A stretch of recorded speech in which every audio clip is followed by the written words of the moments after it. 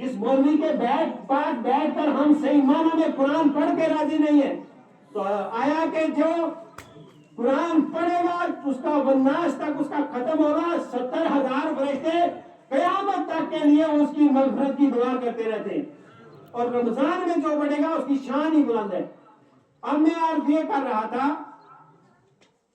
قرآن کریم ہمارے اور آپ کے لیے کیا ہے؟ بولو کیا ہے؟ گمراہیت ہے کیا ہدایت ہے؟ اللہ نے ایک طرف کہا میں نے قرآن یہ نازل کیا کس میں؟ رمضان میں، پھر ذکر بھی قرآن میں فرمایا، پھر اللہ نے یہ بھی کہا، اور کتنے فضیلت والے ہیں، اللہ نے ساتھ یہ بھی کہا اِنَّا أَنزَلْنَاهُ فِي لَيْلَةِ الْقَدْرِ، بے شک میں نے اتارا بھی اس کو رمضان میں، اور لیلۃ القدر خیر من الف شہر، تم کیا جانو تو لیلۃ القدر ہے کیا؟ اللہ کہتا ہے یہ 1000 مہینوں سے افضل ہے۔ آپ ادھر سے وہ فضیلت، دوسری رات کی فضیلت، اور جس نبی پر اترا وہ سارے نبیوں سے افضل والا۔ قرآن کی کتاب اتنی لاجواب کہ جتنی بھی کتابیں آئی ہیں ایک طرف، کسی کا نام و نشان یہاں نظر نہیں آتا ہے، لیکن قرآن ایک ایسی عظمت والی شان ہے، ہمارا نبی آج بھی ہے، قیامت میں بھی ہوگا، قرآن آج بھی زندہ ہے، قیامت تک زندہ رہے گا، اور قرآن پڑھنے والے آج بھی زندہ ہے، مرنے کے بعد بھی زندہ ہوگے۔ سبحان اللہ۔ اب ایک بات یہ ہوگی مکمل، دوسری میں جو کر رہا تھا آخر کروں گا، کیا کروں گا تو جی بڑی اللہم صلی علی سیدنا مولانا محمد بارک وسلم صلوات و سلام علیہ، کیونکہ کابو آپ 1 سال کے بعد آتے ہو، تو اگر یہاں بھی آپ کو میں کابو نہیں کروں گا تو میں پھر امام کہاں رہا، پھر میں تو غلام بن گیا نا۔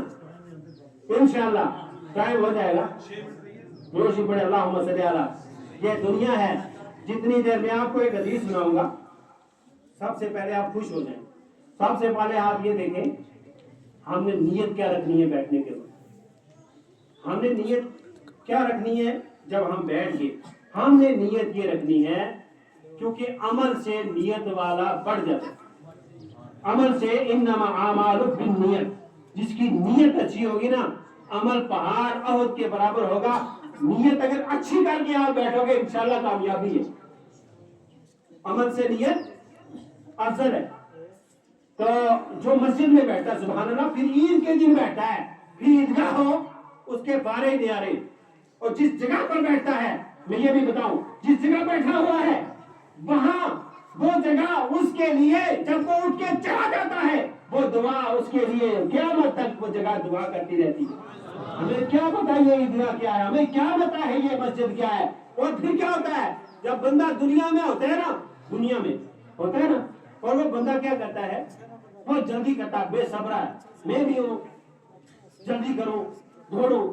صبر ضروری ہے، چاہے وہ کوئی بھی کسی قوم سے تعلق رکھنے والا ہے، صبر ضروری ہے۔ صبر سے آپ بیٹھے انشاءاللہ۔ ابھی میں نے لاش کا مسجد کا چندہ اور بھی کرنا ہے، ابھی میں آپ کو ڈیل چھوڑ رہا ہوں، وہ چندہ میں کس طرح کروں گا، وہ ماسٹر شریف صاحب نے بولا چندہ کرو، میں نے کہا ابھی رک جاؤ، لاسٹ میں کروں گا۔